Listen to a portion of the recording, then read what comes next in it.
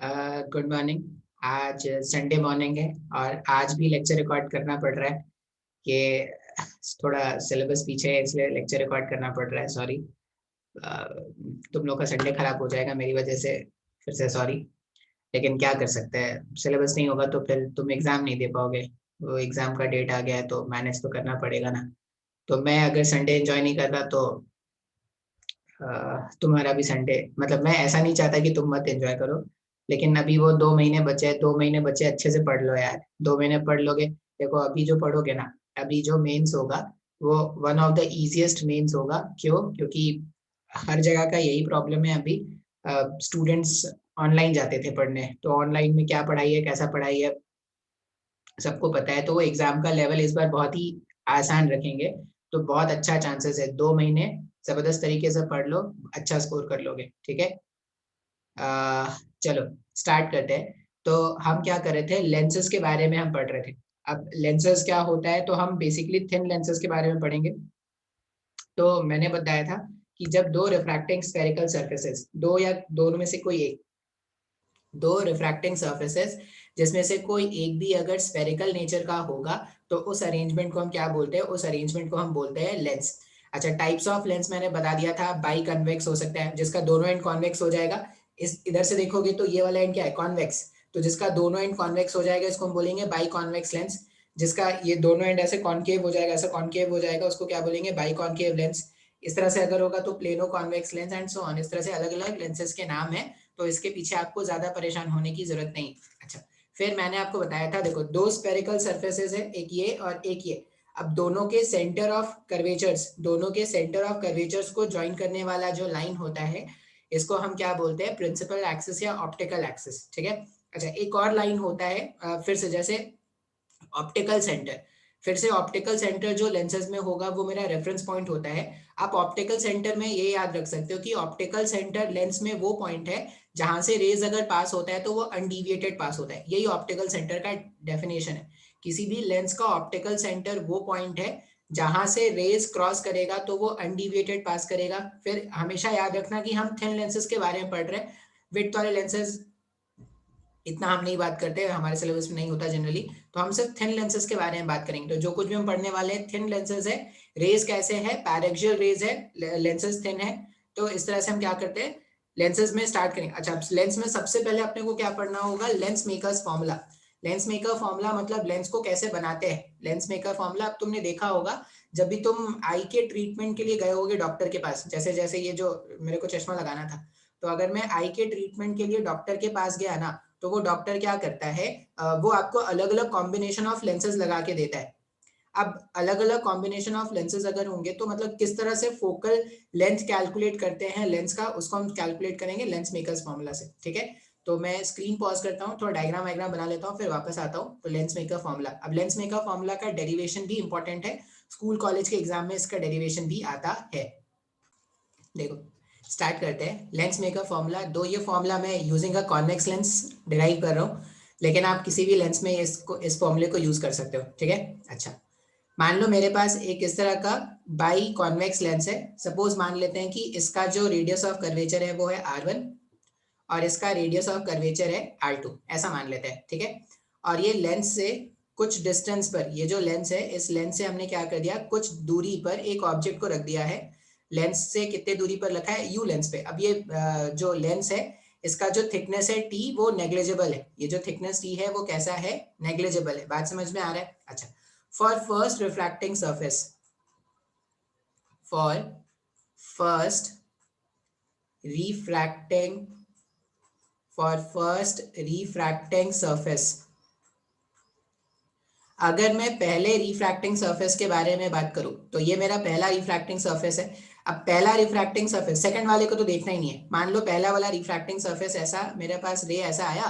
अब रे जब यहाँ पर आएगा तो ये सराउंडिंग मीडियम सपोज मान लेते हैं रेरर मीडियम है, और ये जो लेंस का मीडियम है वो डेंसर मीडियम है। तो अगर ये रेरर से डेंसर जाएगा तो रे की टेंडेंसी क्या होगी, नॉर्मल की तरफ बेंड करने की होगी। नॉर्मल जो होगा वो कुछ ऐसा होगा, ऐसा आप नॉर्मल बनाना। तो नॉर्मल की तरफ जब रे बेंड करेगा तो ये जो रे है वो कुछ ऐसा बेंड हो जाता। ठीक है। अब इसको मैं डॉटेड लाइन से दिखाऊंगा। क्यों? क्योंकि यहाँ पे रे एक्चुअल में पहुंचा ही नहीं है, एक और बार रिफ्रैक्शन होगा, वो बाद में देखते हैं। ऐसा n फॉर लेंस कवर हो गया है, ये इस तरह से रे आया और यहाँ पर चला गया। अच्छा, अब मैंने आपको रिफ्रैक्शन थ्रू स्फेरिकल सर्फेसेस बताया था। रिफ्रैक्शन थ्रू स्फेरिकल सर्फेस में अपन फॉर्मूला क्या यूज करते थे, refractive index of second medium n2 n2 use करो। Refractive index of second medium image distance minus n1 object distance n2 minus n1 upon radius of curvature, यही formula है ना। अच्छा, अब मैं बिना साइन कन्वेंशन के वैल्यूज पुट कर रहा हूँ, एक बार जब फॉर्मूला डिराइव हो जाएगा तो खुद ब खुद साइन कन्वेंशन पुट कर देंगे। अब फर्स्ट रिफ्रैक्शन के लिए अगर देखोगे तो जो ऑब्जेक्ट है, ये देखो जिस मीडियम पर रे पहले चलता है उसको n1 मानते हैं और जिसमें बाद में जाता है उसको n2 मानते हैं। तो यहाँ पर लेंस में बाद में जाएगा तो n2 के प्लेस में लिख दिया अपन ने n फॉर लेंस v। अब मान लो यहाँ से यहाँ जो मेरे पास, सिंस इसका जो लेंथ है वो जो थिकनेस है वो नेग्लिजिबल है, तो ये डिस्टेंस को अपन मान लेते हैं v डैश। यहाँ पर एक इमेज फॉर्म हुआ था i डैश पहले रिफ्रैक्शन के कारण। अब nl divided by v dash फॉर्मूले का माइनस, यहाँ पर हो जाएगा n सराउंडिंग n1 पहले इसमें चल रहा था divided by u equals to nl minus ns divided by इसका रेडियस ऑफ कर्वेचर। अगर आप देखोगे तो इसका रेडियस ऑफ कर्वेचर क्या है, इंसिडेंट रे के डायरेक्शन में है तो प्लस में लिख देंगे r1, प्लस में r1 लिख दिया। बिल्कुल सर समझ में आया, ठीक है। तो ये पहला रिफ्रैक्शन था, पहले रिफ्रैक्शन को देख के मैंने क्या कर दिया, इस तरह से सॉरी रिफ्रैक्शन का फॉर्मूला यूज कर लिया। अब बात करते हैं for second refraction. For second refraction, अब अगर आप सेकेंड रिफ्रैक्शन के बारे में बात करोगे तो सेकेंड रिफ्रैक्शन में क्या होगा, यहाँ पर रे पहुंच चुका है। अब रे क्या कर रहा है, डेंसर से रेयर मीडियम जा रहा है। तो अगर आप नॉर्मल इस तरह से बनाओगे तो इसकी टेंडेंसी क्या है, अवे फ्रॉम द नॉर्मल आने की है। अब ऐसे देखो ये इसका नॉर्मल था, अब अगर ये डेंसर से rare away from the normal जाएगा तो अवे फ्रॉम द नॉर्मल हम क्या करेंगे, रेस को कुछ ऐसा बना देंगे। अब रेस को अगर हमने कुछ ऐसा बना दिया तो यहाँ पर क्या हो जाएगा, ये मेरे पास आई इमेज फॉर्म हो गया ना, बात समझ में आ रहा है। अच्छा, अभी ध्यान से देखना। अब अगर मैं सेकेंड रिफ्रैक्टिंग मीडियम के लिए सेकेंड रिफ्रैक्शन का अगर फॉर्मूला यूज करूं तो रे जो था वो पहले लेंस वाले मीडियम पे चल रहा था और बाद में इसमें आया। तो यहाँ पर अपन लिखेंगे, अच्छा ये मेरा यहाँ से यहाँ का जो डिस्टेंस है वो फाइनल इमेज डिस्टेंस है। सिंस ये थिकनेस नेग्लिजिबल है तो यहाँ से डिस्टेंस लो, यहाँ से डिस्टेंस लो, बात एक ही है। तो यहाँ पर अगर आप इक्वेशन लिखोगे तो आप क्या लिखोगे, सेकेंड मीडियम कौन है यहाँ पर, surrounding, n surrounding divided by v, फिर फॉर्मूले का माइनस, यहाँ पर क्या हो जाएगा, n lens upon v dash equals to ये हो जाएगा n surrounding minus nl upon इसका रेडियस ऑफ कर्वेचर। अगर आप देखोगे ना तो इसका रेडियस ऑफ कर्वेचर अभी तो बिना साइन कन्वेंशन के पुट कर रहे थे ना, तो अगर बिना साइन कन्वेंशन के पुट करेंगे तो ये यहाँ पे क्या हो जाएगा, यहाँ पर R2 हो जाएगा। लिख सकते हैं ऐसा, बिल्कुल सर लिखा जा सकता है। अब दोनों इक्वेशन को ना ऐड कर दो, जैसे ही आप ये येलो वाले इक्वेशन और रेड वाले इक्वेशन को जब आप ऐड करोगे तो देखो ऐड करने पर कितना आ जाएगा, ये NL प्रिज्म का refractive index divided by v dash, और ये वाला टर्म जितना पॉजिटिव है उतना नेगेटिव है तो दोनों कैंसिल आउट हो जाएंगे। तो ये ns divided by v minus ns divided by u equals to, देखो nl माइनस ns इधर भी है और इधर भी nl माइनस ns अपन कॉमन ले सकते हैं, बस अपने को थोड़ा कैलकुलेशन में ध्यान रखना पड़ेगा। मैंने इधर से nl माइनस ns कॉमन लिया तो इधर 1/r1 आ जाएगा, और इधर से nl माइनस ns लोगे तो यहाँ पे -1/r2 आएगा, -1/r2, इस तरह वैल्यू रख सकते हैं। अब ये ns को उठा के नीचे ले जाओ तो ये ऐसा कुछ आ रहा है क्या, 1/v minus 1/u nl upon ns -1 nl upon ns -1 1/r1 minus 1/r2। ये जो मैंने फॉर्मूला लिखा है वो बिना साइन कन्वेंशन का मैंने लिखा है, साइन कन्वेंशन अब अपने को जाके यूज करना पड़ेगा, ठीक है। अभी मैंने इसको क्या कर दिया, बिना साइन कन्वेंशन का इस तरह से फॉर्मूला लिख दिया। तो मेरे पास फॉर्मूला क्या आ रहा है, अब जो भी फॉर्मूला मैं स्क्वायर ब्रैकेट में लिखूंगा ना वो सारे फॉर्मूलाज तुमको याद रखने हैं, सारे फॉर्मूला से आपको क्वेश्चन मिल सकते हैं। तो ये नीचे जो मैंने रखा हुआ एक स्क्वायर ब्रैकेट में है तो ये आपको क्वेश्चन में मिल सकता है, पॉज करके नोट डाउन कर लेंगे।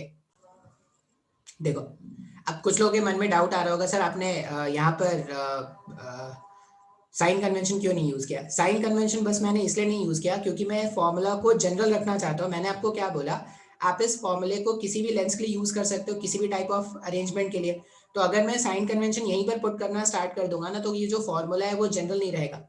फॉर्मूला को जनरल रखने के लिए मैंने अभी तक साइन कन्वेंशन नहीं पुट किया है। आप जब क्वेश्चन सॉल्व करोगे तो जिस अकॉर्डिंग का लेंस आएगा उस अकॉर्डिंग से आप क्या करना, साइन कन्वेंशन पुट करना। अच्छा, अब यहाँ पर आपने शायद ना अपने लोअर क्लासेस में पढ़ा होगा एक फॉर्मूला जिसको लेंस फॉर्मूला बोलते हैं, 1/v minus 1/u is equal to 1/f। Lens में ऐसा होता है ना, मिरर के केस में प्लस होता है, यहाँ पर ऐसा होता है, ठीक है। अच्छा, मान लो अगर बोला जाए कि जो ऑब्जेक्ट है वो माइनस इन्फिनिटी पे रखा हुआ है। अगर ऑब्जेक्ट माइनस इन्फिनिटी पे रखा होता है तो उसका जो इमेज होता है वो फोकल लेंथ में फॉर्म होता है क्या, कॉन्वेक्स मिरर के केस में। अब यहाँ पर देखो 1/v minus of minus 1/infinity equals to 1/f आ रहा है। अच्छा, अगर मैं बोलता कि कॉन्वेक्स मिरर है तो 1 ये जो 1/v का वैल्यू है, कहाँ चला गया, हाँ 1/v माइनस 1/infinity, ये पूरा सॉल्व करने पर क्या आ जाएगा, ये पूरा सॉल्व करने पर हमारे पास 0 आ रहा है, तो 1/v के प्लेस में 1/f रख सकते हैं। तो ये जो मेरे पास फॉर्मूला आया था, ये जो फॉर्मूला मेरे पास आया है उसमें 1/v के प्लेस में मैंने 1/f रख दिया और माइनस में 1/u के प्लेस में मैंने 1/infinity। देखो कहीं कभी भी अगर ऑब्जेक्ट इन्फिनिटी पर होता था, कॉन्वेक्स हो या कॉन्केव हो, तो इमेज जो था वो फोकस पे ही फॉर्म होता था। तो 1/f का वैल्यू आ जाएगा NL NS minus 1/r1 minus 1/r2। अब ये जो फॉर्मूला मैंने डिराइव करके यहाँ पे लिखा है ना, इसी को हम बोलते हैं लेंस मेकर फॉर्मूला। अगर मेरे को लेंस बनाना है यूजिंग स्फेरिकल रिफ्रैक्टिंग सर्फेसेस, तो इस तरह के फॉर्मूला को यूज करके हम क्या करते हैं, लेंस फॉर्म करते हैं। इसको यूज करेंगे क्वेश्चन सॉल्व करने के लिए, मैं आपको बताऊंगा कैसे क्वेश्चन आएंगे। और ये हमारा एक्चुअल में लेंस मेकर फॉर्मूला है, सबसे ज्यादा इंपॉर्टेंट तो यही फॉर्मूला है, ठीक है। तो बेसिकली अगर मैं लेंसेज के बारे में बात करूँ ना, तो आपको ये 3 फॉर्मूले जानने पड़ेंगे। 1/v minus 1/u equals to 1/f, ये आप जानते भी होंगे। फिर 1/f equals to NL NS minus 1/r1 minus 1/r2। अब ये जो डेरिवेशन है ना, ये डेरिवेशन तुमको स्कूल कॉलेज के एग्जाम में भी पूछा जाएगा। और ये जो फॉर्मूला था 1/v minus 1/u equals to NL refractive index of lens with respect to surrounding minus 1/r1 minus 1/r2।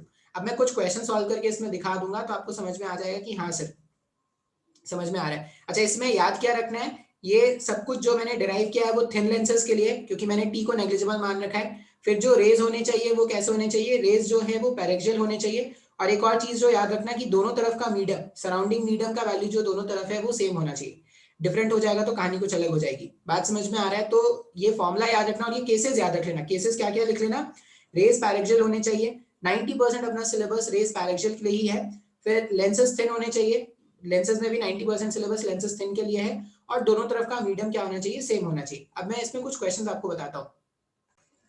देखो ये डायग्राम दिया मैंने, क्वेश्चन में पूछा गया है find the focal length for this lens, find the focal length.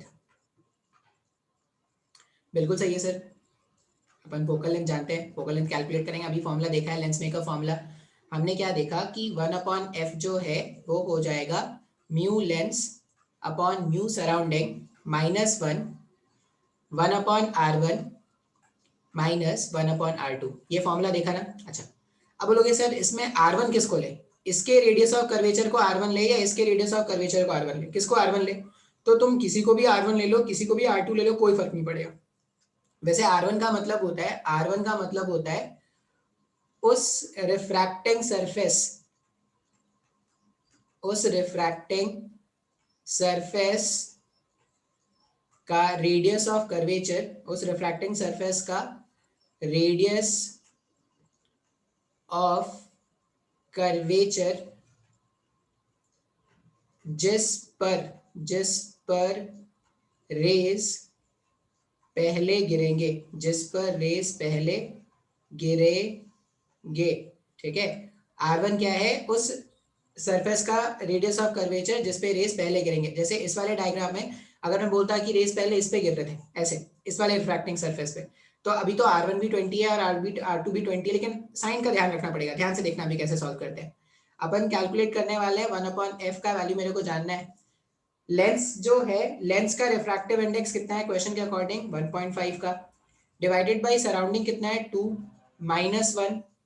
अच्छा, अब अगर पहले वाले रिफ्रैक्टिंग सरफेस के लिए अगर आप रेडियस ऑफ कर्वेचर देखोगे तो पहले वाले रिफ्रैक्टिंग सरफेस का जो रेडियस ऑफ कर्वेचर होगा वो कैसा आ जाएगा, पॉजिटिव आ जाएगा, सॉरी वो आ जाएगा पॉजिटिव, क्योंकि इंसिडेंट रे के डायरेक्शन के अलॉन्ग है तो वो पॉजिटिव आ जाएगा। तो पहला r1 के प्लेस में लिख दो 1/20 प्लस में, फिर फॉर्मूले का माइनस लिखा। फिर देखो इसका अगर मैं रेडियस ऑफ कर्वेचर देखूं, सेकंड वाले सरफेस का अगर मैं रेडियस ऑफ कर्वेचर देखूं तो इंसिडेंट रे का डायरेक्शन इधर है और इसका सेंटर ऑफ कर्वेचर कहीं यहाँ कहीं पर होता, तो इसके लिए रेडियस ऑफ कर्वेचर नेगेटिव लेंगे, तो ये हो जाएगा माइनस में 1/20, तो माइनस माइनस मिलके क्या हो जाएगा, प्लस हो जाएगा। जब अपन इसको सिंप्लीफाई करेंगे तो 1/f जो है 1.5 को मैं 3 डिवाइडेड बाई 2 लिख सकता हूँ, तो ये ऐसा कुछ हो जाएगा 3 डिवाइडेड बाई 4 माइनस 1/20 प्लस 1/20 जो है वो जाएगा 2/20, तो ये 1/10 हो गया। तो जब इसको सिंप्लीफाई करूंगा तो 1/f का वैल्यू आ रहा है 4, ये हो जाएगा माइनस 1/4 इंटू 1/10। फोकल लेंथ आ रहा है माइनस में 40 सेंटीमीटर का, मैंने सब कुछ सही किया ना भाई साहब, हाँ फोकल लेंथ मेरे पास आ रहा है माइनस में 40 सेंटीमीटर का। अब बिल्कुल सही, मेरे को तो फॉर्मूला समझ में आ गया। अब यहाँ पर ना आपका कुछ मिसकंसेप्शन है वो टूटने वाला है, एकदम ध्यान से देखना।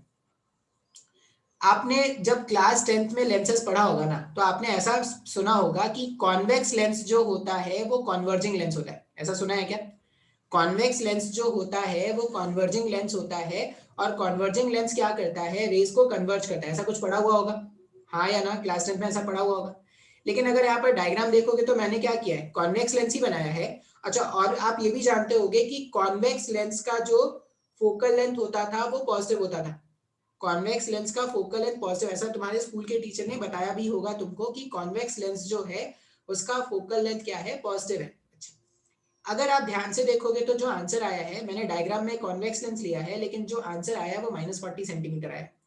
इसका मतलब कहीं ना कहीं कुछ तो गड़बड़ी है सर जी, आंसर गड़बड़ है क्या, चेक करके देख लो, यही आएगा, सही आएगा। तो क्या गड़बड़ी है सर, ये जो एक्चुअल में देखो मिरर के केस में क्या होता था, अगर इस तरह का हम कॉनकेव मिरर लेते थे ना, तो कॉनकेव मिरर कन्वर्जिंग नेचर का होता है, नो डाउट। लेकिन लेंस के केस में आप नहीं बता सकते कि लेंस जो होगा वो कन्वर्जिंग होगा, वो डाइवर्जिंग होगा, क्यों सर?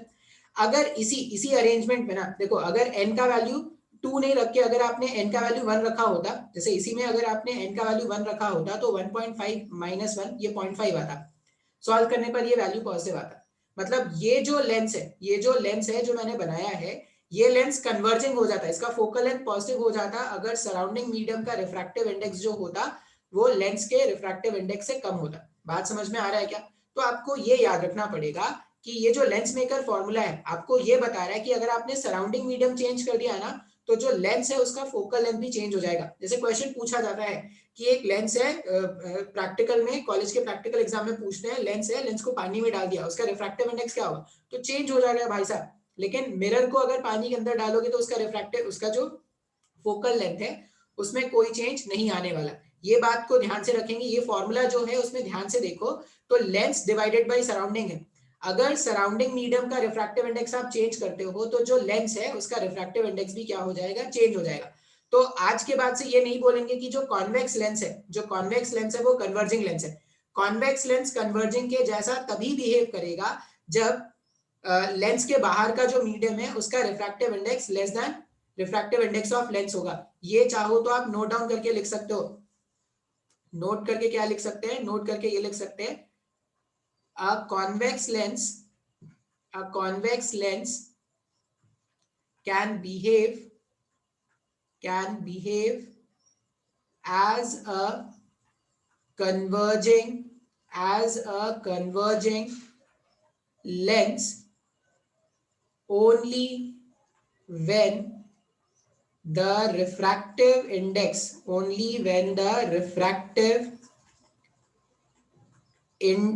of surrounding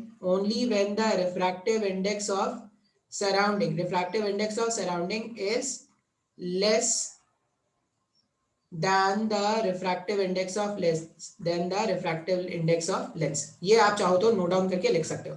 या कोई भी लेंस कभी भी कन्वर्जिंग हो सकता है, डाइवर्जिंग हो सकता है, डिपेंडिंग ऑन आपने उसके सराउंडिंग मीडियम को कैसे रखा है। तो ये जो फॉर्मूला है उसे आपको ये पता चल रहा है। अच्छा, और क्या पता चल रहा है, आप रेज को इधर से गिराना या रेज को इधर से गिराना, दोनों ही केसेस में जो फोकल लेंथ है वो -40 ही आएगा, वो नहीं बदलने वाला। बात समझ में आ रहा है क्या? ऐसा नहीं है कि इस साइड से रेज गिराएंगे तो उसका फोकल लेंथ अलग हो जाएगा, इस साइड से रेज गिराएंगे तो उसका फोकल लेंथ अलग होगा, ये गलत सोचना होता है। रेज को इस डायरेक्शन से गिराओ या रेज को इस डायरेक्शन से गिराओ, दोनों ही डायरेक्शन में क्या होगा, जो फोकल लेंथ है उसका वैल्यू कांस्टेंट आएगा। अच्छा, इसका मतलब क्या है ना, अब जो कन्वर्जिंग लेंसेज है, या तो देखो अगर आप कोई स्टैंडर्ड बुक देखोगे तो कन्वर्जिंग लेंसेज के लिए उन लोग ऐसा यूज करते हैं, अगर कभी भी उनको कन्वर्जिंग लेंस दिखाना है तो ऐसा यूज करते हैं, ये डायग्राम यूज करते हैं फॉर कन्वर्जिंग लेंस।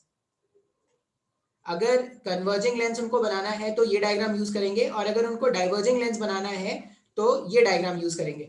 और अगर उनको ये नहीं बनाना, ये डायग्राम अगर नहीं बना रहे वो, तो वो क्या करेंगे, यही लेंस यूज करेंगे, यही लेंस यूज करेंगे, लेकिन ये बता देंगे कि लेंस का जो रिफ्रैक्टिव इंडेक्स है वो ज्यादा है सराउंडिंग मीडियम से, तब ये कन्वर्जिंग हो जाएगा और ये क्या हो जाएगा, ये डाइवर्जिंग हो जाएगा। बात समझ में आ रहा है? तो कन्वर्जिंग लेंस कब कन्वर्जिंग है कब डाइवर्जिंग है, ये ध्यान से याद रखना। अगर इस तरह से बना हुआ है मतलब वो स्टैंडर्ड डायग्राम है। मेडिकल के एग्जाम में इस तरह का ऐसा नहीं मिलता, मेडिकल के एग्जाम में हमेशा यही मिलेगा कि सराउंडिंग मीडियम का रिफ्रैक्टिव इंडेक्स कम होता है। एडवांस में इस तरह की बातें हो सकती है, ठीक है, मेंस में भी बहुत कम चांसेस होते हैं कि इस तरह की बातें हो। लेकिन आप ये बात जरूर ध्यान रखें कि अगर आपने लेंस के आसपास का मीडियम चेंज कर दिया तो उसका जो रिफ्रैक्टिव इंडेक्स है वो चेंज हो जाएगा, लेकिन मिरर के केस में ऐसा नहीं होता, ठीक है। अच्छा, और क्या याद रखना है कि अगर रिफ्रैक्टिव इंडेक्स सराउंडिंग का लेंस के रिफ्रैक्टिव इंडेक्स से कम है तो इस तरह का जो लेंस होता है वो डाइवर्जिंग के जैसा बिहेव करता है, रेज आके ऐसे डाइवर्ज हो जाएंगे, और इस तरह का जो लेंस होता है वो कन्वर्जिंग के जैसा बिहेव करता है। ये बाई कॉन्वेक्स लेंस था, ये बाई कॉनकेव लेंस था। बात समझ में आया क्या? बिल्कुल सर जी। देखो, अब हम देखने वाले हैं types of rays for image formation. Image formation में किस तरह के रेज यूज होंगे, हम ये इस पे बात करने वाले हैं, ठीक है। ये मेरे पास कन्वर्जिंग, या तो मैं ऐसा बना सकता हूँ या मैं अगर ये बना दूं, देखो अगर मैं इस तरह से ही बना दूं ना, अगर ऐसा बना दूं और ये अगर कुछ नहीं मेंशन है, मतलब जो सराउंडिंग मीडियम है उसका रिफ्रैक्टिव इंडेक्स लेंस के मीडियम से कम है, तो अगर मैं ऐसा बना रहा हूँ और सराउंडिंग मीडियम का रिफ्रैक्टिव इंडेक्स कम है, तब भी ये कन्वर्जिंग हो गया, ठीक है। या मैं स्टैंडर्ड में ये डायग्राम बना सकता हूँ, ये डायग्राम का मतलब ही होता है कि वो कन्वर्जिंग है। बात समझ में आ रहा है? तो तुमको एग्जाम में कुछ भी मिले तुम देख के डरना मत। अच्छा, अब कन्वर्जिंग में अपन ने बताया था ये जो लाइन होता है, देखो एक सेंटर ऑफ कर्वेचर यहाँ पर होगा, एक सेंटर ऑफ कर्वेचर यहाँ पर होगा, ठीक है। इसको इसको अपन बोलते हैं C2, इसको अपन C2 बोलते हैं ना। F1 F2 किसको बोलते थे भाई?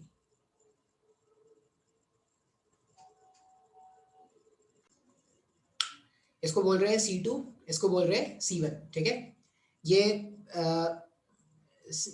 यहाँ पर C2 रखा मैंने, सेंटर ऑफ कर्वेचर एक रखा, यहाँ पे मैंने रखा C1। अब अगर रेज में भेज रहा हूँ parallel to optical axis, optical axis principal axis एक ही बात है। अगर रेज मैंने भेजा पैरेलल टू प्रिंसिपल एक्सिस तो वो रिफ्लेक्शन होने के बाद एक पर्टिकुलर पॉइंट से पास करता है, और इस पर्टिकुलर पॉइंट को ही हम क्या बोलते हैं, फोकस बोलते हैं, ठीक है। अब यहाँ पर ना दो फोकस हो सकते हैं, अगर आपने रेज को इस साइड से भेजा है तो इधर से पास करेगा, या इसी रेज को अगर आप इस साइड से भेजते, अगर रेज को अगर आपने इस साइड से भेजा होता तो रिफ्रैक्शन के बाद वो एक पर्टिकुलर पॉइंट से पास करता। अभी जो पर्टिकुलर पॉइंट होता उसी को हम क्या बोलते हैं, F1। तो दो फोकस होता है, एक फोकस इस साइड, एक फोकस इस साइड, ये हमारा सेकंड फोकस। जो सेकंड फोकस है वो मेन फोकस है। ये सब कुछ बातें कोई खास इंपॉर्टेंट नहीं होता। जो सेकंड फोकस है वो क्या है, इस साइड वाला फोकस यहाँ का मेन होता है। अगर कन्वर्जिंग लेंस होगा तो इधर का जो फोकस है वो मेन फोकस है, और ये F1 जो है वो सेकेंडरी फोकस है, एक तरह से समझ लो, ठीक है। तो रेज अगर पैरेलल टू प्रिंसिपल एक्सिस होते हैं तो रिफ्रैक्शन के बाद वो एक पर्टिकुलर पॉइंट से पास करते हैं, इस पर्टिकुलर पॉइंट को। अब ये सारे रेज कैसे थे, पैरेक्सियल थे, एक पर्टिकुलर पॉइंट से पास कर रहा है, जिस पर्टिकुलर पॉइंट से पास किया था उसको हमने क्या बोला, फोकस बोला, ठीक है। अच्छा, दूसरा तरह का रे क्या ले सकते हैं कि अगर कोई रे फोकस से पास हो रहा हो तो रिफ्रैक्शन के बाद वो पैरेलल टू इंसिडेंट रे हो जाएगा। बिल्कुल सही है सर। थर्ड टाइप का रे क्या लेते हैं, मैंने आपको बताया था कि जो ऑप्टिकल सेंटर होगा या पोल होगा वो एक ऐसा पॉइंट होगा जिसमें क्या होता है, रेज अगर ऑप्टिकल सेंटर से पास करते हैं तो वो अनडिविएटेड पास करते हैं। तो ये जो पॉइंट है वो ऑप्टिकल सेंटर है, और इसमें से रेज कैसे पास हो रहे हैं, अनडिविएटेड, जैसे आए थे वैसे चले गए थे। तो ये कुछ टाइप के रेज जो हैं जो कन्वर्जिंग लेंस में यूज करेंगे। डाइवर्जिंग लेंस में क्या होता है कि रेज अगर पैरेलल टू प्रिंसिपल एक्सिस है, रेज अगर पैरेलल टू प्रिंसिपल एक्सिस हैं तो वो क्या होता है, एक पर्टिकुलर पॉइंट से डाइवर्ज होते हुए दिखते हैं। अब जिस पॉइंट से वो डाइवर्ज होते हुए दिखते हैं, इस पॉइंट को ही हम क्या बोलते हैं, अपना प्राइमरी फोकस। तो ये हमारा क्या हो जाएगा, ये इस केस में हमारा F2 ये हो जाएगा। बात समझ में आ रहा है? अच्छा, और सेकंड इसका जो फर्स्ट फोकस होगा, मेन इंपॉर्टेंट कौन सा फोकस होता है, F2 हमारा मेन फोकस होता है। अच्छा, एक फोकस अगर इधर है तो एक फोकस F1 इधर होगा। अगर रेज ऐसा लगे कि रेज जो है वो फोकस से पास होने वाले हैं, अगर ऐसा लगे कि रेज जो है वो फोकस से पास होने वाले हैं ऐसा, तो रिफ्रैक्शन के बाद वो क्या हो जाएंगे, रिफ्रैक्शन के बाद वो पैरेलल टू प्रिंसिपल एक्सिस हो जाएंगे। ऐसा कुछ डायग्राम हो जाएगा। अगर ऐसा लगे कि रेज फोकस से पास होने वाले हैं तो रिफ्रैक्शन के बाद वो पैरेलल टू प्रिंसिपल एक्सिस हो जाएगा, ऑप्टिकल एक्सिस हो जाएगा, जस्ट ऑपोजिट। थर्ड टाइप का रे इसमें भी कैसा होगा, अगर ray passing through optical axis आ रहा है तो जैसा रे आएगा वैसा ही चला जाएगा। अब ये सब ना देखो, बस मैंने क्या कर दिया है यहाँ पर, अगर ये डायग्राम ऐसा होता तो तुमको लगता है कि सर ये पता है। अभी ये डायग्राम नहीं है तो तुम ऐसा मत सोच लेना कि सर अपने को तो पता ही नहीं है कुछ ये सब।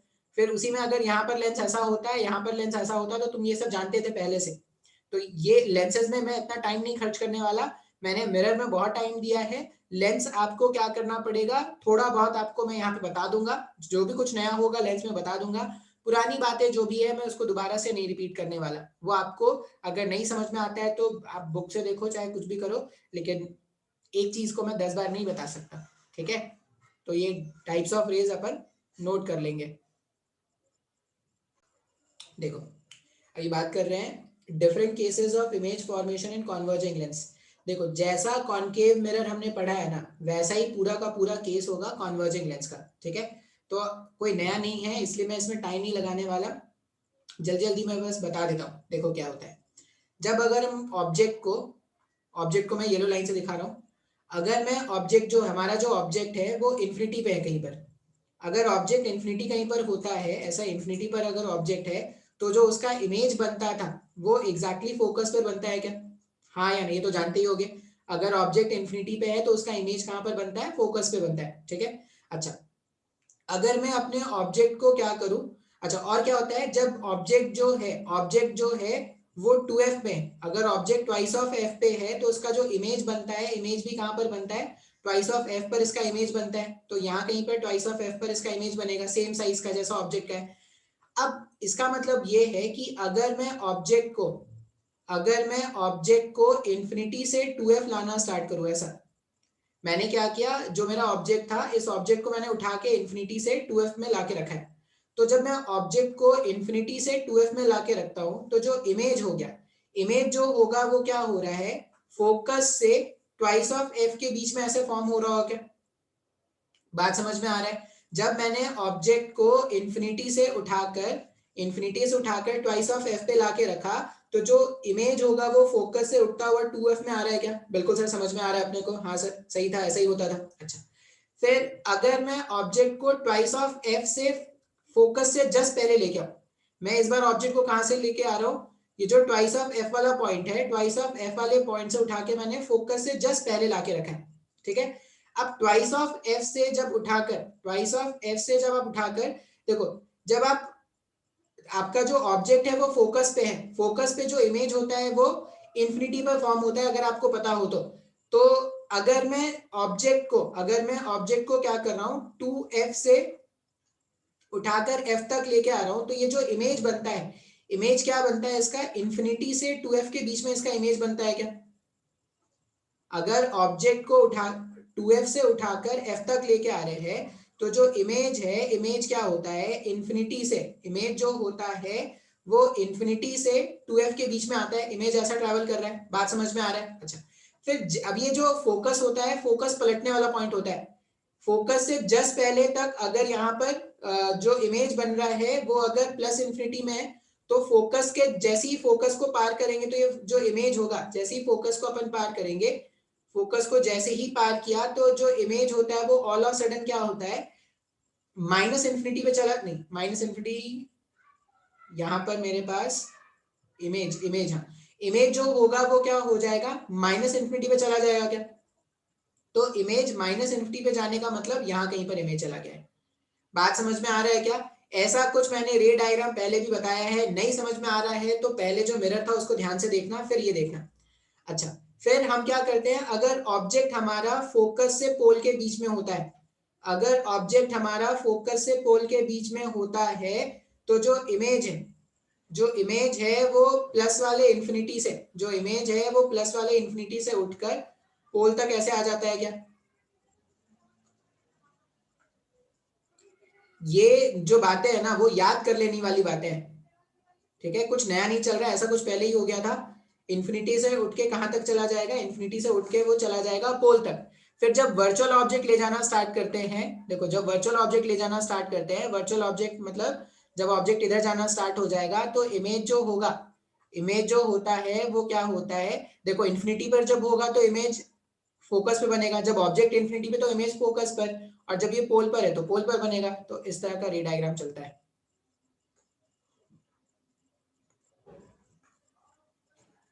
अब ऐसा कुछ मैंने पहले बता दिया है, इसलिए मैं कोई टाइम लेकर नहीं बता रहा, नहीं समझ में अगर आएगा तो आप क्या करना, मिरर वाले के केस में ये सब देखना, मैं बस इसमें जो इंपॉर्टेंट पॉइंट्स है वो लिख दे रहा हूँ।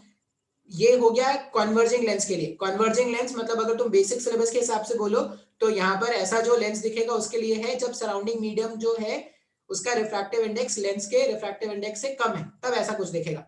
अब इसमें मैं कुछ केसेस का जो प्रॉपर्टीज है वो सब नोट कर डाउन करके लिख दे रहा हूँ। स्क्रीन पॉज करूंगा, नोट डाउन करूंगा, आप क्या करना उसको बस लिख लेना। ये स्क्रीन पॉज करके नोट डाउन कर लेना। यही अलग अलग केसेस है जिसके बारे में बात कर रहे थे। जब ऑब्जेक्ट माइनस इन्फिनिटी पर है तो उसका इमेज फोकस पर बना पॉइंट इमेज बनता है। माइनस इन्फिनिटी से -2f के बीच में अगर ऑब्जेक्ट को रखते हैं तो उसका जो इमेज है वो फोकस से 2f के बीच में बनता है।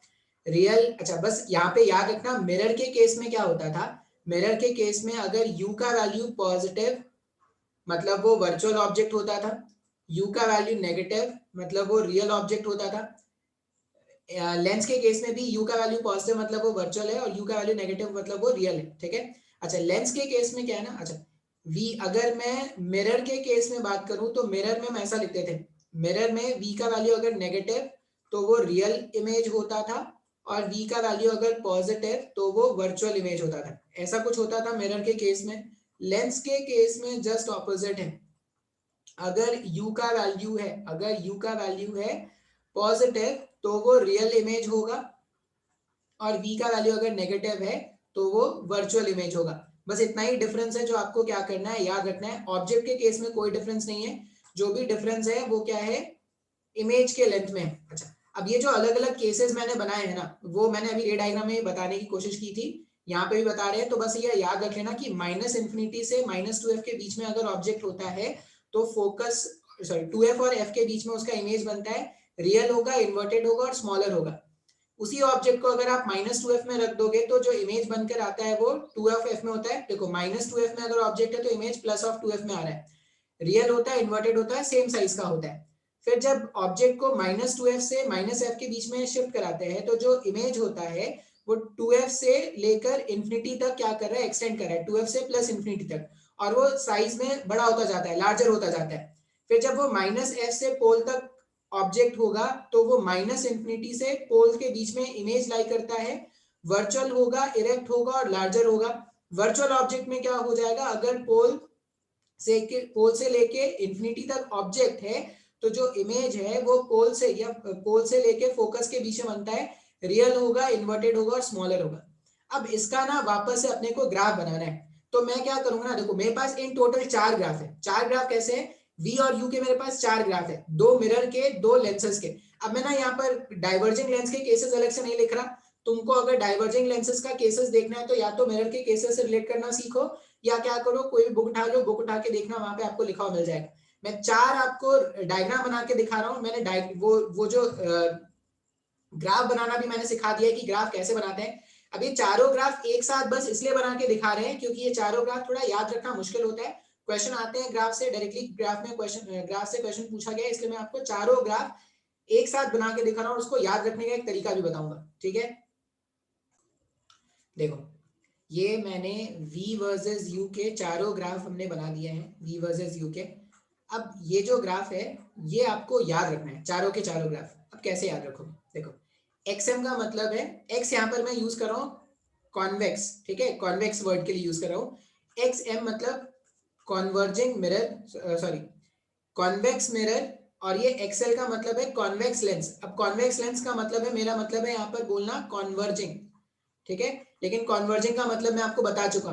तो एक्सएम और एक्सएल का मतलब यहाँ पर क्या है, ये जो ऊपर का पहला दो ग्राफ है वो कॉन्वेक्स मिरर और कॉन्वेक्स लेंस के लिए। अब कैसे याद रखोगे, तो देखो इसका ये हाफ और इसका ये हाफ कंप्लीट होना चाह रहा है, और ये हाफ और ये हाफ गुस्से में है, वैसा है। मतलब ये अगर आप देखोगे तो ये इस तरह से दोनों ग्राफ को एक पैटर्न के जैसा याद रख सकते हो कि इसका पहला हाफ इधर है, इसका पहला हाफ इसका जस्ट ऑपोजिट फेसिंग है, फिर ये इधर है, ये इधर है, इस तरह से याद कर सकते हो। फिर इसमें क्या हो जाएगा, नेक्स्ट वाले ग्राफ में अगर देखोगे तो ये मेरे पास वी यूज कर रहे हैं कॉनकेव मिरर के लिए, वी यूज कर रहे हैं कॉनकेव, यहाँ पे कॉनकेव लेंस है, मतलब ये डाइवर्जिंग लेंस के लिए यूज कर रहे हैं। अब देखो यहाँ पर ये जो बड़े बड़े वाले ये थे, वो होता है ना कि हाथों की ऐसे ऐसे लकीरों को मिलाते हैं, तो वैसे ही कुछ लग रहा है ना, हाथों की लकीरों को ऐसे ऐसे मिला के देख रहे हैं। तो इस तरह से ये चारों ग्राफ है जो आपको याद रखना है। अब ये पिक्चर ही याद रख लेना, पूरा पूरा ये पूरा पूरा पिक्चर ही याद रख लेना, क्योंकि चारों के चारों ग्राफ क्या है, बहुत ज्यादा इंपॉर्टेंट है। अब तुम अगर देखोगे ना, तो मैंने ये जो सेक्शन था ना, image formation due to lenses, ये मैंने बहुत ही जल्दी से पार किया है। अब मैंने जल्दी से बस इसीलिए पार किया है क्योंकि ऐसा कुछ मैंने मिरर के नाम से पहले ही पढ़ा दिया। तुमको अगर डाउट लग रहा है इसमें, तुम क्या करना, अपना डीसी पांडे बुक खोल के देखना, वहां पे तुमको अलग अलग केसेस ऑफ इमेज फॉर्मेशन दिख जाएगा, वहां से तुम देख सकते हो। बात समझ में आया है क्या, हाँ या ना? बिल्कुल सर जी, समझ में तो आया है लग रहा है। नहीं भी आया है, अगर ये नहीं समझ में आया ना, तो मिरर वाले केसेस को जाके वापस से ध्यान से पढ़ो, और मिरर वाले केसेस को एकदम अच्छे से याद कर लोगे, तो इस तरह के केसेस में आपको प्रॉब्लम नहीं होगा। अब हम क्या करते हैं, वो जो लेंस फॉर्मूला है और मैग्निफिकेशन का जो फॉर्मूला है उसको यूज करके कुछ क्वेश्चन सॉल्व करना सीखते हैं। देखो एक ऐसा क्वेश्चन है, ये कौन सा लेंस है, ये लेंस है हमारा डाइवर्जिंग लेंस, ठीक है। जिसको भी देखने में डर लग रहा हो, ये समझ ले कि इस तरह का लेंस है, इस तरह का लेंस, और क्वेश्चन को सॉल्व करना है। क्लास 10th में ऐसे क्वेश्चन सॉल्व किए होंगे। यहाँ पर अगर मैं बोलूँ तो u का वैल्यू कितना है, u का वैल्यू -20 सेंटीमीटर का होगा। ये जो मेरे पास ऑब्जेक्ट डिस्टेंस है, ऑब्जेक्ट डिस्टेंस -20 सेंटीमीटर का है। फोकल लेंथ अगर मैं बात करूं तो ये जो मेरे पास लेंस है, सिंस ये डाइवर्जिंग लेंस है, डाइवर्जिंग लेंस है, तो डाइवर्जिंग लेंस का फोकल लेंथ अपन क्या लेंगे, नेगेटिव लेंगे। सॉरी डाइवर्जिंग लेंस है ना, कॉनकेव, हाँ डाइवर्जिंग लेंस का फोकल लेंथ अपन नेगेटिव लेंगे, तो इसका फोकल लेंथ कितना हो जाएगा, माइनस में 40 सेंटीमीटर हो जाएगा। अब अगर मैं लेंस फॉर्मूला यूज करूं तो 1/v minus 1/u equals to 1/f, ये फॉर्मूला है। अपने को किसका वैल्यू जानना है, 1/v का, तो 1/v हो जाएगा 1/f plus 1/u। Value substitute करना स्टार्ट कर देते हैं। 1/v इक्वल्स टू 1/-40, फिर प्लस में फॉर्मूले का प्लस, और यहाँ पर क्या हो जाएगा 1/-20। इसको जब मैं सिंप्लीफाई करूंगा तो ये क्या हो जाएगा, 1/v जो है 20 और 40 का एलसीएम 40 रहेगा, यहाँ पर -1 है, और यहाँ पर कितना हो जाएगा, यहाँ पर हो जाएगा -2। तो सॉल्व करने पर कितना आ रहा है, -40/3। अब मैंने आपको क्या बताया था, अगर इमेज का डिस्टेंस नेगेटिव आता है, मतलब वो क्या है, वर्चुअल इमेज है। बिल्कुल सर, और शायद आपको पता भी हो कि जो डाइवर्जिंग लेंस होता है वो वर्चुअल इमेज ही फॉर्म करता है, रियल ऑब्जेक्ट का वर्चुअल इमेज, ये क्लास 10th में आपने पढ़ा हुआ होगा। अब इसका रे डायग्राम अगर आप सोचोगे ना, तो देखो रे डायग्राम ऐसा होगा, रे ऐसा आया, ये रे ऐसा आया, और ये डाइवर्ज हो गया ऐसा। एक रे हमने ऐसा ले लिया, ये रे ऐसा आया और ये डाइवर्ज हो गया। इसको जब बैकवर्ड डायरेक्शन में प्रोड्यूस करोगे तो यहाँ कहीं पे मिल रहा है। एक और रे ले लेना, एक और रे ले लेना जो ऑप्टिकल सेंटर से डायरेक्टली पास हो रहा है। तो जो भी रे ऑप्टिकल सेंटर से डायरेक्टली पास होता है उसका वो अनडिविएटेड पास हो जाएगा।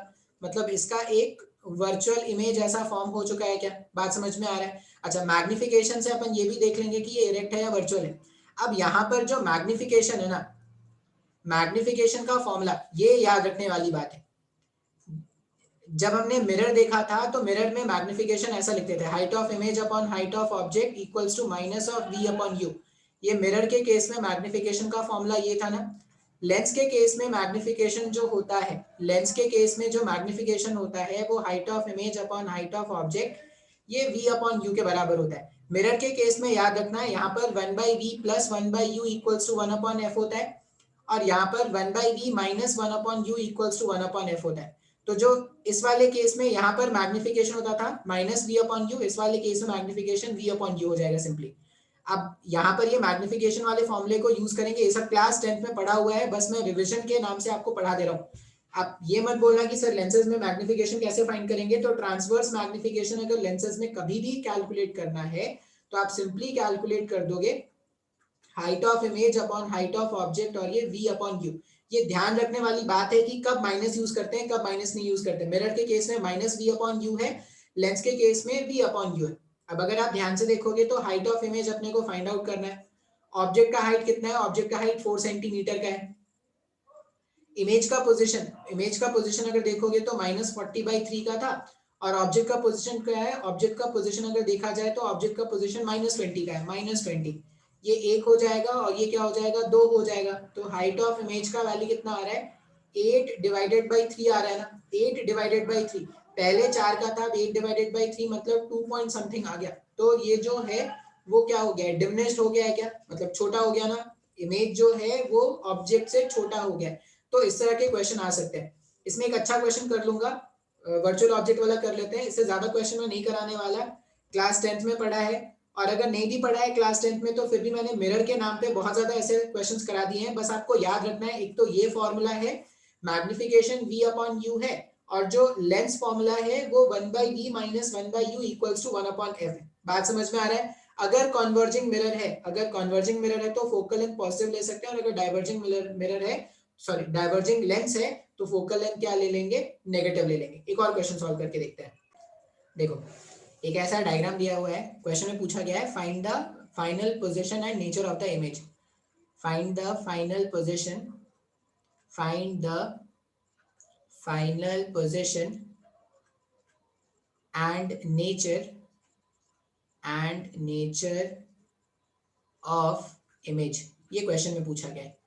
अब इस बार ध्यान से देखोगे ना तो इस बार हमें फोकल लेंथ डायरेक्टली नहीं गिवन है, फोकल लेंथ डायरेक्टली नहीं गिवन है, लेकिन लेंस का जो हमारे पास लेंस है उसका मुझे रिफ्रैक्टिव इंडेक्स गिवन है, जो सराउंडिंग मीडियम है उसका रिफ्रैक्टिव इंडेक्स गिवन है, और R1 और R2 का वैल्यू भी गिवन है। तो हम पहले तो लेंस मेकर फॉर्मूला यूज करके ये जो लेंस है, अब ये कन्वर्जिंग है डाइवर्जिंग है क्या है, उसका फोकल लेंथ जान सकते हैं क्या। तो पहले अगर अपन फोकल लेंथ कैलकुलेट करें तो फोकल लेंथ हो जाएगा 1/f is equal to refractive index of lens है 1.5, सराउंडिंग मीडियम का रिफ्रैक्टिव इंडेक्स 2 है, -1, 1/R1। तुम किसी को भी R1 ले सकते हो और किसी को भी R2 ले सकते हो। तो अगर मैं ये इसके रेडियस ऑफ कर्वेचर को अगर मैं R1 लूंगा तो इसका रेडियस ऑफ कर्वेचर प्लस में आएगा, तो ये हो जाएगा प्लस में 120, फॉर्मूले का माइनस, इसका रेडियस ऑफ कर्वेचर नेगेटिव में आ जाएगा तो 1/20 वापस से। इसको जब सॉल्व किया जाए तो 1/f का वैल्यू कितना आ रहा है, ये आ जाएगा 3/4 -1, तो ये हो जाएगा माइनस में 1/4 और इधर हो जाएगा 1/10। तो फोकल लेंथ का वैल्यू माइनस में 40 सेंटीमीटर आ रहा है। मतलब पहले क्वेश्चन में लेंस मेकर फॉर्मूला यूज करना है, लेंस मेकर फॉर्मूला यूज करके मैंने फोकल लेंथ कैलकुलेट कर लिया। अब अगर आप ध्यान से देखोगे तो क्वेश्चन का सेकंड पार्ट में अगर आप देखोगे तो मान लो ये जो ऑब्जेक्ट डिस्टेंस है, यहाँ से यहाँ का जो ऑब्जेक्ट डिस्टेंस है वो मेरे को बताया गया है 60 सेंटीमीटर का, ठीक है। तो क्वेश्चन में वर्चुअल ऑब्जेक्ट है तो u का वैल्यू हम क्या ले लेंगे, +60 में ले लेंगे, क्योंकि इंसिडेंट रे के डायरेक्शन में। फोकल लेंथ पता है, मतलब इमेज डिस्टेंस कैलकुलेट कर सकते हैं क्या, तो फॉर्मूला यूज करना है 1/v minus 1/u is equal to 1/f। 1/v का वैल्यू हो जाएगा 1/f प्लस 1/u। तो 1/v can be written as 1/f, ये हो जाएगा 1/40 माइनस में फिर प्लस में 1/u अपन 1/60 लिख लेंगे।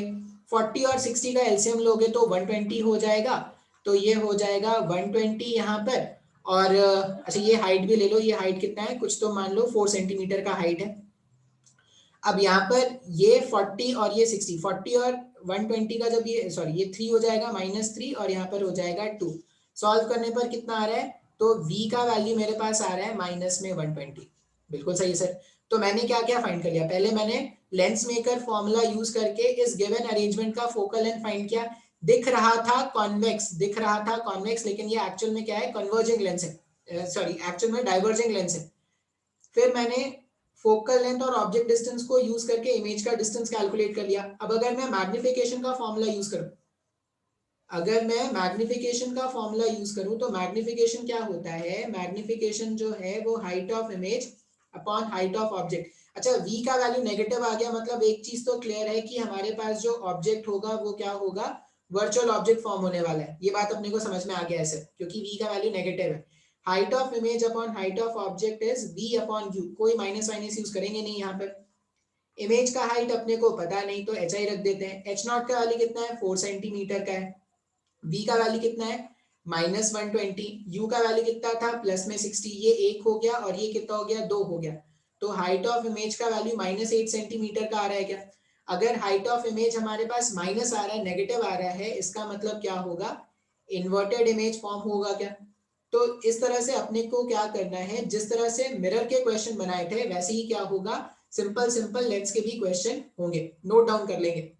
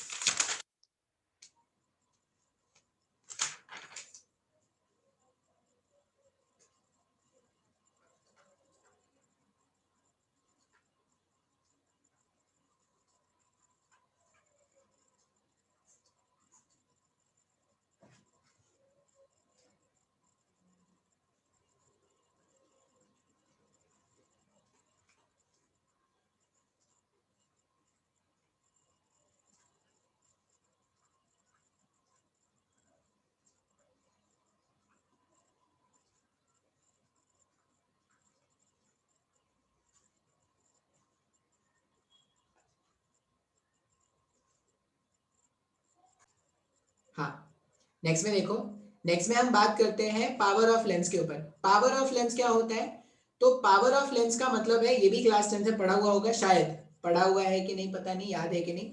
पावर ऑफ लेंस का मतलब होता है डिग्री ऑफ कन्वर्जेंस और डाइवर्जेंस ऑफ अ लेंस। जैसे मान लो मैं बोल रहा हूँ कि मेरे पास दो लेंसेज हैं, एक लेंस यहाँ ऐसा है, एक लेंस यहाँ है। अब ये दोनों कन्वर्जिंग लेंस है, मतलब सराउंडिंग मीडियम का रिफ्रैक्टिव इंडेक्स कम है, और मान लो ये इसका ऑप्टिकल एक्सिस है, ये भी इसका ऑप्टिकल एक्सिस है। अब दोनों में क्या करते हैं, पैरेलल रेज भेजते हैं पैरेलल टू प्रिंसिपल एक्सिस। दोनों में हमने क्या किया, रेज भेजा पैरेलल टू प्रिंसिपल एक्सिस। पहला वाले ने कन्वर्ज किया और यहाँ पे जाके कहीं पे हिट किया, दूसरे वाले मैंने देखा कि दूसरा वाला यहीं पे जाके हिट कर गया। बात समझ में आ रहा है। अच्छा, अब अगर आप ध्यान से देखोगे तो जो रे था, ये रे ऐसे जाना चाहता था, ये रे ऐसे जाना चाहता था। इस लेंस ने रे को इतने एंगल से कन्वर्ज करा दिया और इस रे ने इसको इतने एंगल से कन्वर्ज करा दिया। मतलब अगर आप ध्यान से देखोगे तो जो सेकंड वाला लेंस है वो रेस को ज्यादा स्ट्रांगली कन्वर्ज कर पा रहा है क्या।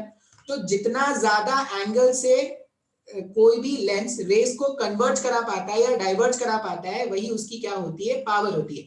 अब पावर को हम कैसे मेजर करेंगे, तो ध्यान से देखो, इस केस में फोकल लेंथ इतना होता, इस केस में फोकल लेंथ इतना है।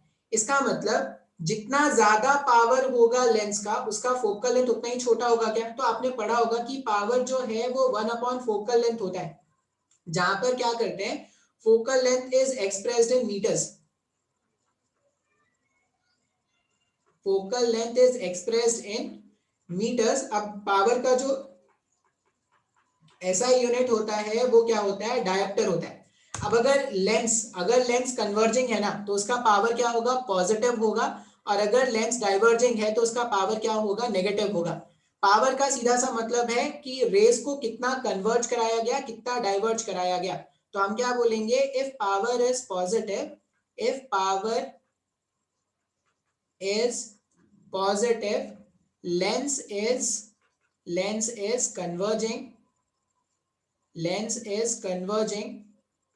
and if power is negative, if power is negative, lens is diverging। Power अगर पॉजिटिव है तो लेंस कन्वर्जिंग है, और पावर अगर नेगेटिव है तो लेंस क्या है, डाइवर्जिंग है। अब जैसा पावर ऑफ लेंस हमने डिफाइन किया है ना, जैसे क्लास 10 में तुमने पावर ऑफ लेंस डिफाइन किया है, वैसा ही एक टर्म और भी डिफाइन करते हैं, पावर ऑफ मिरर। वैसा ही एक टर्म हम और डिफाइन करेंगे, पावर ऑफ मिरर। कोई नया बात नहीं है, बिल्कुल वैसा ही बात है, पावर ऑफ मिरर।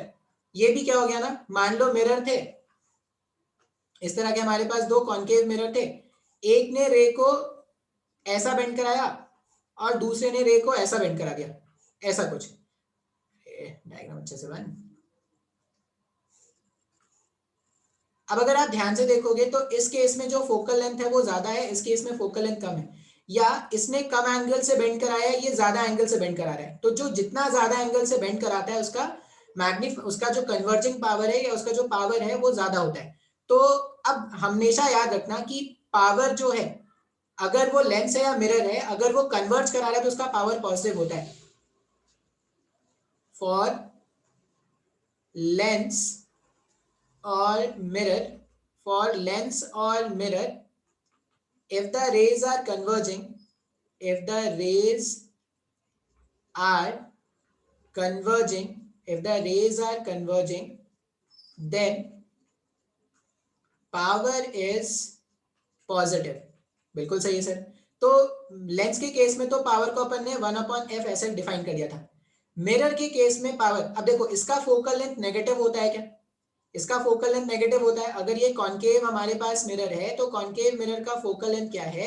नेगेटिव है। लेकिन मैंने बताया मेरे को पावर कैसा चाहिए, अगर वो कन्वर्ज करा तो उसका पावर पॉजिटिव चाहिए। तो यहाँ पर आप क्या करोगे ना, पावर फॉर मिरर जब भी आप फाइंड करोगे तो -1/f का फॉर्मूला यूज कर लोगे। लेंस में पावर का फॉर्मूला 1/f है, पावर जब मिरर के केस में कैलकुलेट करोगे तो -1/f यूज करोगे। बात समझ में आ रहा है? तो मैंने आज के दिन में कुछ मैंने खास नहीं पढ़ाया है, आज के दिन में ना ही मैंने कुछ नया पढ़ाया है, सब कुछ मैंने ऐसा ही पढ़ाया है जो तुमने पहले कहीं पढ़ रखा है। या तो कुछ बातें तुमने क्लास 10th में पढ़ रखा होगा, कुछ बातें जो क्लास 10th में नहीं पढ़ा है उसको मैंने मिरर के नाम पे पहले ही तुमको पढ़ा दिया है। मैग्निफिकेशन का फॉर्मूला, अब बोल देंगे कि ऑब्जेक्ट भाग रहा है तो इमेज का वेलोसिटी निकाल दो, तो अगर ये ऐसा था ना फॉर्मूला 1/v - 1/u = 1/f, इसको डिफरेंशिएट करके इमेज डिस्टेंस ऑब्जेक्ट डिस्टेंस के टर्म्स में इमेज का फॉर्मूला नहीं निकाल सकते। तो इस तरह के क्वेश्चन आएंगे। अब एक जैसे क्वेश्चन कराने का कोई सेंस नहीं है। नेक्स्ट में अब कुछ गिने चुने टॉपिक बचे हैं, तो एक या दो लेक्चर में लेंसेज कंप्लीट हो जाएगा, तो ऑप्टिक्स का फर्स्ट पार्ट कंप्लीट हो जाएगा। फिर हम स्टार्ट करेंगे ऑप्टिक्स का सेकंड पार्ट जो क्या है, वेव ऑप्टिक्स। ठीक है, आज इतना ही रहने देते हैं, तुम्हारा संडे ज्यादा खराब नहीं करते।